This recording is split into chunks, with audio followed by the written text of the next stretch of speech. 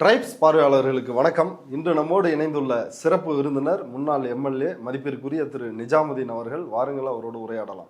Sir வணக்கம். Sir வணக்கம். வணக்கம் சார். தமிழக அரசியல் தினசரி பரபரப்பாகவே இருக்குது. இன்றைக்கு 3வது முறையாக ஆளுநரை சந்தித்து ஆட்சி அமைப்பதற்கான அந்த உரிமை கோரலை தாவேகா தலைவர் விஜய் செஞ்சாரு.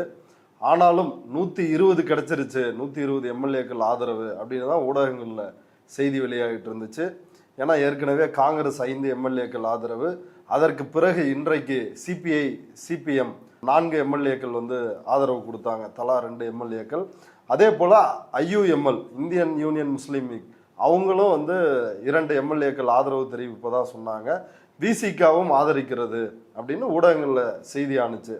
ஐயுஎம்எல் கொடுத்தப்பயே 118 ஆயிருச்சு. அவர் ஆளுநர் மாளிகையில் இருந்தார். அப்படிப்பட்ட சூழலில் ஐயுஎம்எல் தங்களுடைய ஆதரவை வாபஸ் பெற்றிருக்கிறாங்க. நாங்கள் ஆதரிக்கவே இல்லை அப்படின்ற ஒரு தகவலை சொல்லிருக்கிறாங்க. முன்னாடி ஆதரிச்சாங்களா இல்லையா அப்படின்றத அவங்க தான் கிளாரிஃபை பண்ணணும். அப்படி ஒரு சம்பவம் நடந்திருக்கு. அதற்கு பிறகு விசிகே உயர்நிலை கூட்டம் இன்றைய மாலை தான் நடைபெற்றிருக்குது. நாங்கள் முடிவை நாளை காலை தான் சொல்லுவோம் அப்படின்றாங்க. ஊடகங்களில் என்ன செய்தி வருதுன்னா, துணை முதல்வர் பதவி திருமாவளவனுக்கு கொடுக்க வேண்டும் அப்படின்னு கூட்டத்தில் தீர்மானம் நிறைவேற்றப்பட்டு இருக்கிறது அப்படின்ற செய்தி வருது. ஆனால் இந்த குழப்பங்கள்லாம் வேணாம், நாளை காலை எங்கள் தலைவர் பத்திரிகையாளரை சந்திப்பார், என்ன முடிவுன்னு சொல்லுவார், தாவேகாவுக்கு ஆதரவா இல்லையா அப்படின்னு சொல்லுவார் அப்படின்னு அந்த கட்சியினுடைய செய்தி தொடர்பாளர் பாவலன் அறிக்கை வெளியிட்டிருக்கிறாரு. என்ன நடந்துகிட்டு இருக்கு தமிழக அரசியலில்? விஜய் இந்த நாளை ஆட்சி அமைத்து விடுவார், 11 மணிக்கு நேரு ஸ்டேடியத்தில் பதவியேற்பு விழா நடக்கும் அப்படின்னு ஊடகங்கள் செய்தி வெளியிட்டாங்க. அப்படிதான் விஜய் மகிழ்ச்சியோடு டாட்டா கட்டிட்டு போனார். தொண்டர்கள் பயங்கரமாக கொண்டாடிட்டு இருக்கிறாங்க. இப்படிப்பட்ட ஒரு சூழலில் 116 அப்படின்ற அளவில் தான் அவருக்கான ஆதரவு இருக்குது, எம்எல்ஏக்கள் ஆதரவு அப்படின்னு இருக்கு. என்ன காரணம்? ஏன் விஜயினுடைய பதவியேற்பு தள்ளி போயிட்டே இருக்கு? தமிழ்நாட்டில் ஒரு நிலையான ஆட்சி ஏற்பட்டுவிடக்கூடாது. தன்னை புறக்கணித்த தமிழகம், ஆகவே இதை பழிவாங்கியே தீர வேண்டும் என்று ஒன்றிய அரசாங்கம், பாஜக அரசாங்கம் கங்கணம் கட்டி கொண்டு கவர்னரை வைத்து இந்த சித்தி விளையாட்டை, மோடி மஸ்தான் விளையாட்டை செய்து கொண்டிருக்கிறது. ஒரு ரிசல்ட் வந்துருச்சு. மெஜாரிட்டி உள்ள கட்சிகள் மெஜாரிட்டியான சீட்டு எந்த கட்சியும் பெறவில்லை என்பது சாதாரண ஒரு சிறுவயனும் கூட தெரிஞ்சு போச்சு. ஆமாம். அப்போ கவர்னர் என்ன பண்ணியிருக்கணும், மெஜாரிட்டி யாருக்கும் இல்லை என்ற நிலையில் அடுத்த நிலைக்கு சென்று தனிப்பெரும் கட்சியை அழைத்திருக்க வேண்டும். ஆமாம். தாவேகா 108 எம்எல்ஏ. ஆமாம். தனிப்பெரும் கட்சி யார் இருக்காரோ அழைச்சி அவங்கள ஃப்ளோரில் நீங்கள் 10 நாள் அல்லது 1 வாரம் அல்லது 3 நாள் நீங்கள் 100 நாள் 10 நாளில் கொடுக்கணும்னு சொல்லி நீங்கள் அறிவித்திருக்க வேண்டும். இதுக்கு நிறைய முன்னுதாரணங்கள் இருக்கின்றன. அதையெல்லாம் நான் செய்ய மாட்டேன் என்று சொல்லதோடு மட்டுமல்லாமல் கொள்ளைப்புறமான வார்த்தையையும் அவர் பேசியிருக்கிறார். திமுகவும் அண்ணா திமுகவும் ஆட்சிமை கூட வரலாம் என்ற வார்த்தையும் அவர் பேசியிருக்கிறார். சொன்னார் திமுக அது அருணா கோஸ்வாமி அவர்கிட்ட பேட்டியில் கேட்குறாரு, இப்போ திமுக அதிமுக சேர்ந்து வந்தாலும் கொடுப்பீங்களா அப்படின்னு. அவங்க மட்டும் இல்லை, எந்த கட்சி வந்தாலும் 118 அப்படின்ற எம்எல்ஏக்கள் ஆதரவோடு வந்தால் நான் தலை எண்ணிக்கை ஹெட் கவுண்ட் பண்ண மாட்டேன், அதை ஃப்ளோரில் தான் செய்யணும், அந்த எண்ணிக்கையோடு வந்தாங்கன்னா போதும், நான் ஆட்சி அமைக்க அழைப்பேன். இவர்களுடைய திட்டம் என்ன என்பது மிக தெல்ல தெளிவாக தெரியுது. பிரச்சனை என்ன? ஸ்டாலின் ஆட்சி அமைக்க விட மாட்டார் அப்படின்னு ஒரு பேச்சு ஓடுது. ஆனால் இன்னைக்கு ஸ்டாலின் ஜனநாயக ரீதியாக ஆட்சி அமைக்க விடணும்னு அவர் சொல்றார். அஃபீஷியலாக நம்ம அதை தான் எடுக்க முடியும். ஸ்டாலின் சொன்னார், இல்லை மோடிட்ட பேசிட்டாரு, இல்லை அதிமுக பாஜக கூட கூட்டணி போயிட்டாருங்க, எடுக்க முடியாது. இது வாதம் இல்லை, அறிக்கை அவங்க எப்படி கொடுத்துருக்குறாங்க, ஜனநாயகம் செயல்பட வேண்டும்.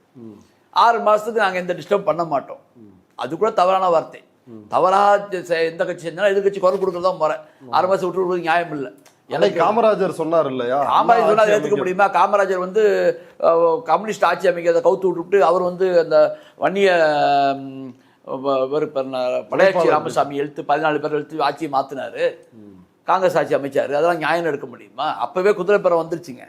அதனால அதெல்லாம் எடுக்க முடியாது. இப்போதுக்கு நிலைமை என்ன, நிறைய பொம்மை வழக்கிலையும் சர்க்காரியாவிலையும் அரசியலமைப்பு பிரசர பீப்புள் ரெப்ரசன்டேட்டிவ் போதுமான அளவுக்கு வழிமுறைகள் வந்து விட்டது. அதே மாதிரி கட்சி தவறுக்கும் வந்துருச்சு. அப்படி இருக்கும் பொழுது அதை வைத்து நீங்கள் நாங்கள் மெஜாரிட்டி சிங்கிள் லார்ஜஸ்ட் பார்ட்டி நீங்கள் சொல்லணும், கூப்பிட்டு கவர்னர் சொல்லணும், சிங்கிள் லார்ஜஸ்ட் நீ தான் பிரச்சனை வந்துட்டு இருக்கு, நீ ஆட்சி அமைக்க முடியுமா? முடியும், முடிஞ்சால் நீ ஃப்ளோரில் இத்தனை நாளுக்குள்ள நீ நிரூபிக்கணும் சொல்லி இருந்திருக்கணும். அதை சொல்லாமல் நான் அங்கே போகிறேன் இங்கே போகிறேன் திமுக வரும் அதிமுக வரும்னு சொல்கிறது தமிழ்நாட்டை காவு கொடுத்து கொண்டு இருக்கிறீர்கள். உங்களுடைய டார்கெட்டில் வெஸ்ட் பெங்கால் தமிழ்நாடு. வெஸ்ட் பெங்கால் என்ன நடந்துட்டு இருக்குது, அவங்க என்ன போராடிட்டு இருக்காங்க, 100 தொகுதிக்கு மேல் நீங்கள் ஃபோர்ஜரியாக ஜெயிச்சிருக்கீர்கள் என்று சொல்லிட்டு இருக்கிறாங்க. அதுக்கு இன்னைய வரைக்கும் ஒன்றிய அரசு சார்பாக தேர்தல் கமிஷன் சார்பாக எந்த பதிலும் வரவில்லை. நீ பதில் சொல்லணும். ஒருத்தவங்க கம்ப்ளைண்ட் பண்ணாங்கன்னா 3 தடவை ஆட்சியில் வந்து கம்ப்ளைண்ட் பண்ணாலும் பதில் சொல்லலை. இப்போ இங்கே வந்து உங்களுக்கு ஒரு சீட்டும் இல்லாமல் ஒரு சொந்த செல்வாக்கில் ஒரே ஒரு அர்த்தம் தான் ஜெயிச்சிருக்கார் நீலகிரி மாவட்டத்தில். இந்த நிலையில் இருக்கும் பொழுது ஒரு ஏஜென்ட்டாக இருந்து கொண்டு ஒரு ஜனநாயக படுகொலை செய்து கொண்டிருக்கிறீர்கள். ஆளுநர் மக்கள் தேர்ந்தெடுத்துட்டாங்க, நீங்க சான்ஸ் கொடுத்து பார்க்கணும்.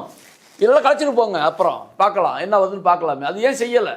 அப்போ முழுக்க முழுக்க பாஜகவினுடைய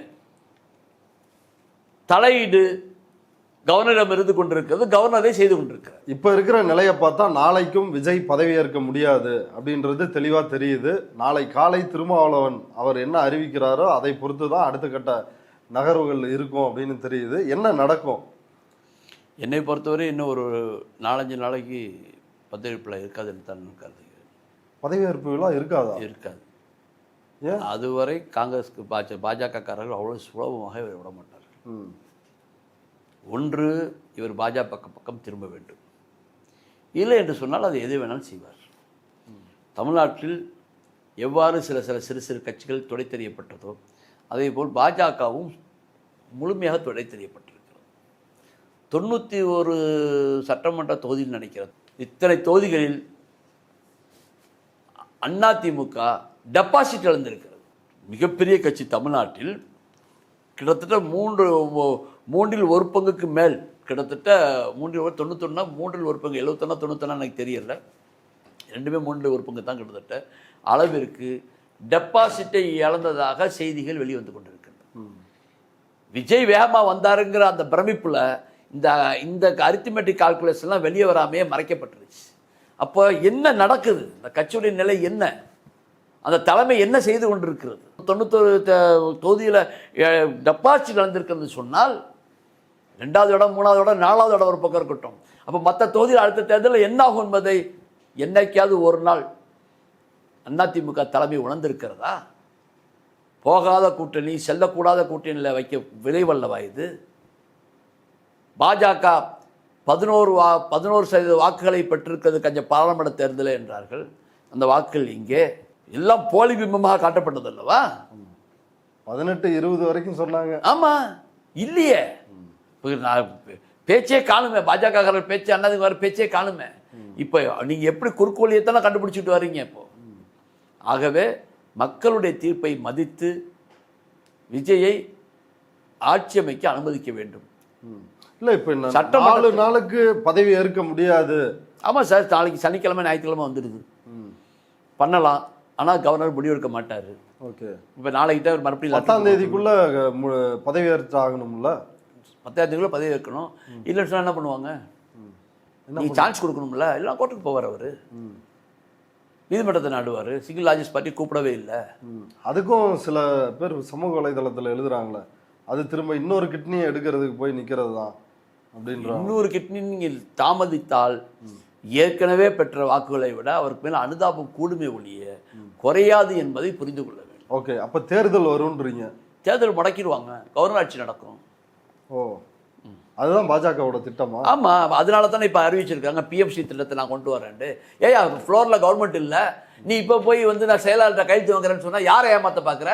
உன்னால் ஒரு சீட்டு வாங்க முடியல, உன் கொள்கை கொண்டாந்துருப்பியா? உங்களால் ஒரு சீட்டு தமிழ்நாட்டில் வாங்க முடியல, குரங்கு ஆப்பத்தை பங்கு போட்ட கதையா? இப்போ வந்து நீ இந்த பிஎம்சி திட்டத்தை திரிக்கிறேன், செக்ரட்டரி கையெழுத்து போட்டுனாக்கா என்ன அர்த்தம்? அது தமிழ்நாட்டில் வந்து எது வேணாலும் செஞ்சுட்டு போகலான்னு நீங்கள் வழி தேடுறீங்க. நாளைக்கு கவர்னர் ஆட்சி வைப்பீங்க, பிஎம்சி திட்டத்தை வந்து கவர்னர் வச்சு செயல்படுத்திக்குவீங்க. மக்களால் தேர்ந்தெடுக்கப்பட்ட சட்டமன்ற உறுப்பினர்கள் வீட்டில் தூங்கிட்டு இருப்பான். இல்லை, இப்போ நீங்கள் சொல்கிறத பார்த்தா விஜய் சிஎம் ஆக மாட்டார், இங்கே கவர்னர் ஆட்சி, பிரசிடென்ட் ரூல் தான். அதுக்கு தான் பாஜக இவ்வளவு திறமையாக காய் நகர்த்தி கொண்டிருக்கிறார்கள். ஆனால் இந்த வெட்ட வெளிச்சம் மக்களுக்கு தெரிஞ்சு கொண்டிருக்கிறது. அப்படி ஒரு நிலை எடுத்தால் எதிர்ப்பு. இன்னைக்கு காங்கிரஸ் போராடி இருக்கிறாங்க, தாவேக்கா அந்த மாதிரி தன்னோட எம்எல்ஏக்களை திரட்டிட்டு போய் ஆளுநர் மாளிகைக்கு முன்னாடி போராடலாம்ல. பண்ணணும். ஆனால் எனக்கு அதுக்கு நேரம் வரல. இல்லை, தெளிவான முடிவை வந்து இதான் முடிவுன்னு சொல்லி கவர்னர் சொன்னால் அவங்க போராடுவாங்க. போராடுவாங்க, மேலும் சிங்கிள் வளருவாங்க. லார்ஜஸ்ட் பார்ட்டினே போக வேண்டியதானே, தனக்கு ஆதரவு தெரிவித்த கட்சிகள் எல்லாரையும் திரட்டிட்டு போய் எனக்கு தான் பெரும்பான்மை இருக்கு அப்படின்னு அவர் பெரும்பான்மை வரல சார். அவர் சிங்கிள் ஆதரவு தெரிவித்த கட்சி தேவையே இல்லைங்க என்ன பொறுத்தவரைக்கும். சிங்கிள் லார்ஜஸ்ட் பார்ட்டியாவே கூப்பிடணும். சிங்கிள் லார்ஜஸ்ட் பார்ட்டி இருக்கிறதுலே பெரிய கட்சி ஆட்சி அமைக்க நான் வாய்ப்பு தருகிறேன். ஜனநாயகம் தோற்று விடக்கூடாது. உங்களுக்கு யாராவது தராங்களா? ஃப்ளோரில் நான் நிரூபிச்சுக்கிறேன். ஃப்ளோரில் கூட்டும் பொழுது சட்டமன்ற உறுப்பினர் ஆதரவு இருக்குது இல்லையா, தூக்கி வீட்டுக்கு அனுப்புங்க. ஏது செஞ்சதே இல்லை, இந்த மாதிரி செஞ்சதே இல்லையா? எத்தனை மாநிலத்தில் நடந்திருக்கு? ஒன்று வேணாங்க, சந்திரசேகர், முன்னாள் பிரதமர் சந்திரசேகர் 23 எம்பி வச்சிருந்தார். எத்தனைக்கு 23 எம்பி? 543 எம்பிக்கு 23 எம்பி வச்சிருந்தார். அவர் கவர்மெண்ட் நடத்தினாரா இல்லையா? 1/10 கூட கிடையாது, 5% கூட கிடையாது. 23 எம்பி என்பது 5% கூட கிடையாது. 27 எம்பி வந்தால் தான் 5% வரும், 28 எம்பி வந்தால் தான் 5% வரும். வெறும் 23 தேர்தலை வச்சுக்கிட்டு தக்கா பக்கிரிங்கிற நிலைமையில இருந்து ஒன்றுமே இல்லாமல் இருந்தவர் ராஜீவ்காந்தியுடைய வெளியிலிருந்த ஆதரவை வைத்துக்கொண்டு பிரதமராக ஆட்சி நடத்தினார். 107 வச்சிருக்கிறாரு. நீங்கள் ஃப்ளோரில் அனுபவத்தை கொடுங்க, 10 நாள் டைம் கொடுங்க, 1 வாரம் டைம் கொடுங்க. நீக்கிட்டீங்களா மக்கள் யாரும் பேச மாட்டாங்க. இல்லைன்னா மக்கள் பேசுவாங்க. நாளைக்கு மக்கள் தன்னுடைய வாக்கில் பேசி விடுவார்கள். நீங்க இப்படி பண்றதுனால உங்க கட்சியுடைய பேர் இன்னும் கெடுமே ஒழிய தமிழ்நாட்டில் உங்களுக்கு இந்த ஒரு சீட்டில் வர்ற பார்த்து பஞ்சாயத்து தேர்தலில் ஒரு வார்டு மெம்பர் கூட நீங்கள் வாங்க முடியாத நிலைமைக்கு போயிடுவீங்க. பாஜக இதன் மூலமாக திமுக பேரை கெடுக்க நினைக்கிறது, அண்ணா திமுக பேரை கெடுக்க நினைக்கிறது.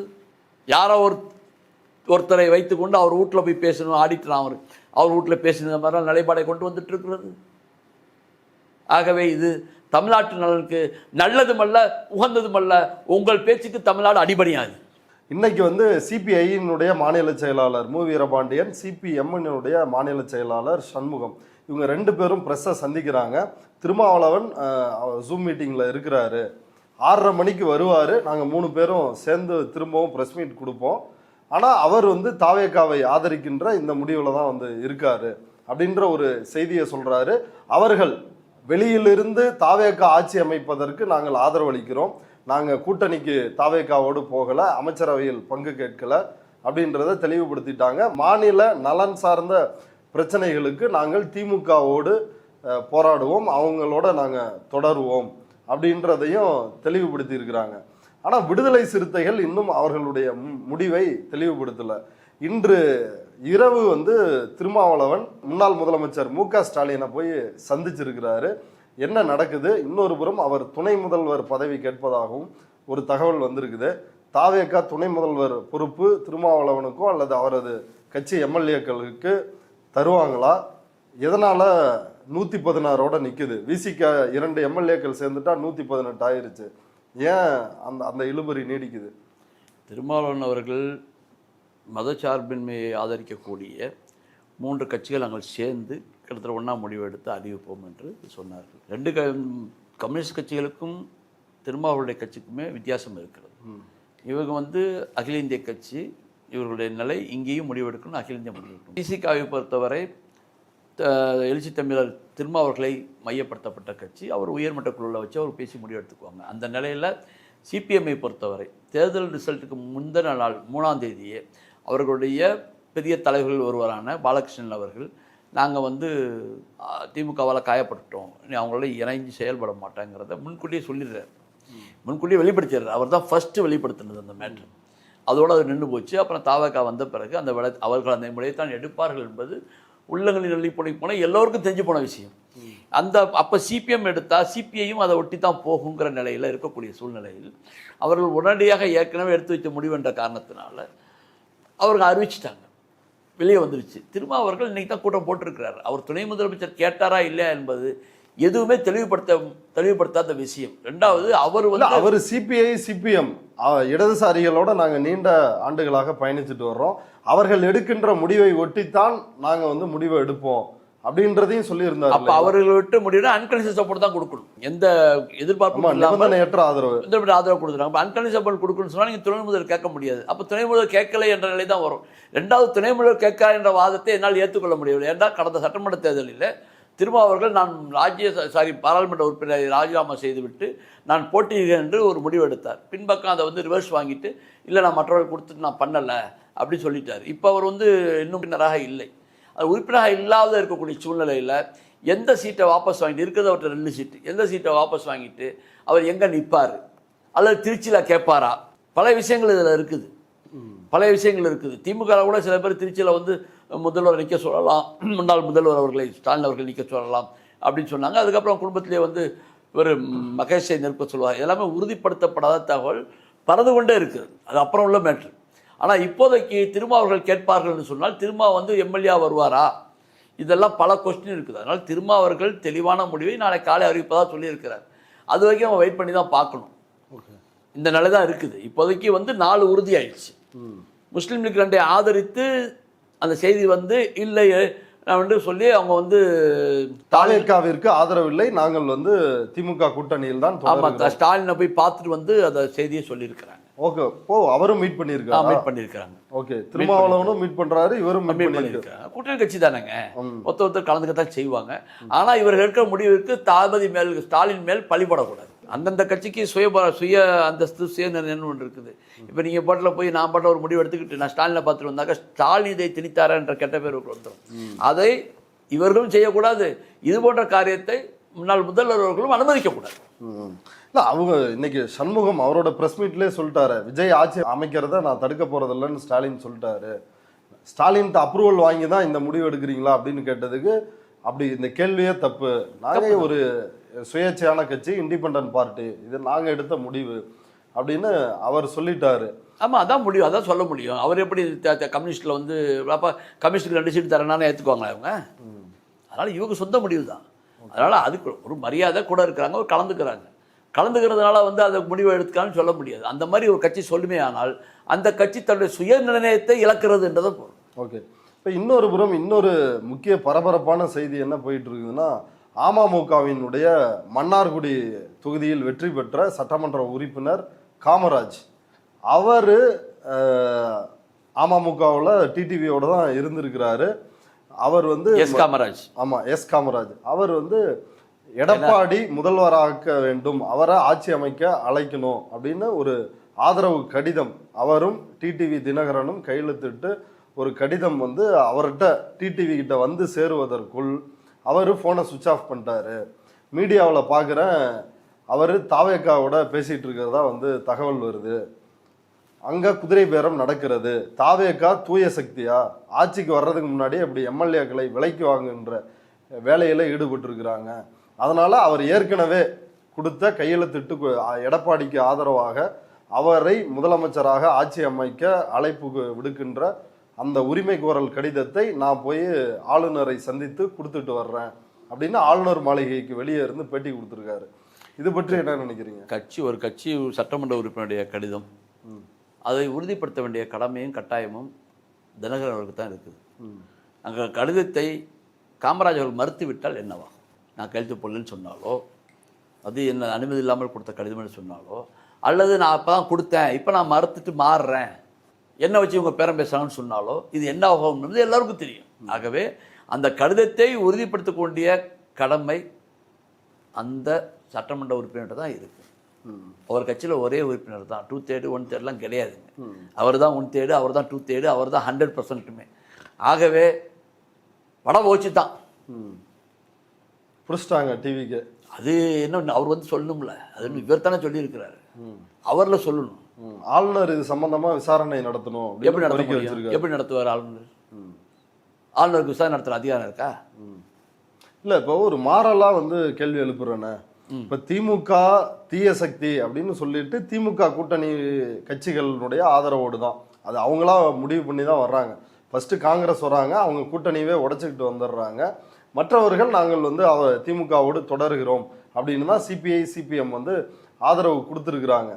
இப்படி இருக்கிற சூழல்ல அதிமுக என்டிஏ கூட்டணியில் உள்ள அந்த திமுக தாவேகாவிற்கு எதிராக வாக்களிக்கப்பட்டு தேர்வு செய்யப்பட்ட எம்எல்ஏ அவரை டிவிகே வந்து இப்படி குதிரை பேரம் பேசி அவரை விலைக்கு வாங்குறது நியாயமா? ஜனநாயக மரபுங்க இது.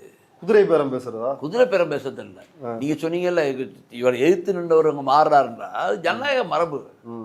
இப்போ நான் கேட்குறேன், 2 கம்யூனிஸ்ட்டும் வந்து நாங்கள் கூட்டணியில் திமுக கூட்டணியில் தொடர்றோம், நாங்கள் இவரை ஆதரிக்கிறோம் அப்படின்னு சொல்லிட்டு நாளைக்கு ஒரு நம்பிக்கையில்லா தீர்மானத்தை வந்து திமுக கொண்டு வருது, நீங்கள் இந்த கவர்மெண்ட்டை ஆதரிக்கிறேன்னு சொல்லிட்டீங்க, திமுக ஆதரிக்க கூட்டணியில் இருக்கிறேன்னு சொல்கிறீங்க, அப்போ அந்த ஃப்ளோரில் வந்து நீங்கள் வந்து அங்கே ஓட்டு போடுவீங்களா இங்கே ஓட்டு போடுவீங்களா? ஒரு விஷயத்தில் ஒரு முடிவு தான் எடுக்க முடியும். ஒன்று ஊழல் சொல்லுங்க, இல்லை இல்லைன்னு சொல்லுங்க. நாங்கள் அங்கடையும் கூட்டணியில் இருக்கேன்னா நீங்கள் திமுக ஏமாத்துறீங்களா? ஓகே, சிபிஐ சிபிஎம்ஏ கேட்குறீங்க. ஆமாம், அதனால தெளிவான முடிவு. அதனால நீங்கள் ஏன் இதை போய் வம்புக்கு இழுக்கிறீங்க? போய் திமுகவை அவங்கள கூப்பிட்டு சொன்னாங்களா நீ கொடுங்க எனக்கு ஆதரிங்கன்னு? அவங்க தெளிவாக சொல்லிட்டாங்க, இது வந்து ஜனநாயக படங்கள் நடக்கக்கூடாது, வந்து அழைக்கணும்னு சொல்லி முடிச்சுட்டாங்க. நீங்கள் வந்து நாங்கள் கூட்டணியை தொடருவோம், நாங்கள் வந்து 6 மாதத்துக்கு பிறகு நான் பிரச்சனை வருதுன்னு சொல்லி அவங்க நம்பிக்கை தீர்மானம் கொண்டு வராங்க திமுகவில், அல்லது ஏதாவது ஒரு பில்லை பாஸ் பண்ணாலும் தடுக்கிறாங்கண்டா, முதல்வர் கண்டிஷன் சப்போர்ட் கொடுத்த பிறகு நீங்கள் தாவேகாக்கு ஓட்டு போடுவீங்களா ஆதரிச்சு, அல்லது திமுக ஓட்டு போடுவீங்களா? அதனால் தேவையில்லாத கொஸ்டின் வரக்கூடாது. நீங்கள் ஆதரிக்க முடிவு பண்ணிட்டீங்க, ஆதரிச்சுட்டு போங்க. ஓகே, ஸ்டாலின் ஒன்றும் சொல்ல போகிறதில்ல. தேவையில்லாமல் இதை வந்து நீங்கள் குழப்புறீங்க, தமிழ்நாட்டு மக்களே குழப்புறீங்க. அப்போ நீங்கள் அங்கேருந்து இங்கே ஜெயிச்சு, இங்கேருந்து அங்கே ஜெயிச்சு, குழப்பம் இங்கே தான் வருது. ஆகையினால தெளிவான முடிவு இருக்கணும் ஒழிய, என்னை பொறுத்த வரைக்கும் நீங்கள் இன்னொரு கேள்வி அமமுக கேட்டீங்க. அமமுகவை பொறுத்தவரை அந்த சட்டமன்ற உறுப்பினர் காமராஜ் அவர்கள் பணம் வாங்கினாரா இல்லையா என்று யாராவது எழுத்துப்பூர்வமாக கம்ப்ளைண்ட் கொடுத்தால் அதுக்கான சரியான தகுந்த ஓரளவுக்கான வேலிடான ஆதாரங்களை கொடுத்தால் கவர்னர் விசாரிக்க முடியும். ஓகே, அந்த மாதிரி கொடுக்கறதுக்கு யார் இருக்கிறா? ஓகே. இப்போ இதில் இன்னொரு கேள்வி, மார்க்சிஸ்ட் கம்யூனிஸ்ட் கட்சியினுடைய தேசிய தலைமை எம்ஏ பேபி அவர் வந்து இன்னைக்கு வந்து ஒரு பேட்டி கொடுத்துருக்கிறாரு. அதிமுகவிற்கு ஆதரவளிக்க கோரி திமுக வந்து எங்கள்கிட்ட வந்து பேசுனாங்க, நாங்களும் வந்து அதிமுகவை ஆதரிக்க போகிறோம், அதே போல் நீங்களும் சிபிஐ உங்கள் கட்சியும் வந்து ஆதரிக்கணும், கம்யூனிஸ்ட் கட்சியும் அப்படின்னு வந்து எங்கள்கிட்ட கேட்டாங்க. நாங்கள் அந்த முடிவை வந்து ஏற்றுக்கல, நாங்கள் விஜய்க்கு வந்து ஆதரவு கொடுத்துருக்கோம் அப்படின்னு அவர் ஒரு பேட்டி கொடுத்துருக்கிறாரு. அது பற்றி என்ன? கேரளாவுடைய கம்யூனிஸ்ட் தலைவர்கள் ஒருவரான பேபி அவர்கள் இந்த பேட்டி கொடுத்ததை நானும் பார்த்தேன்.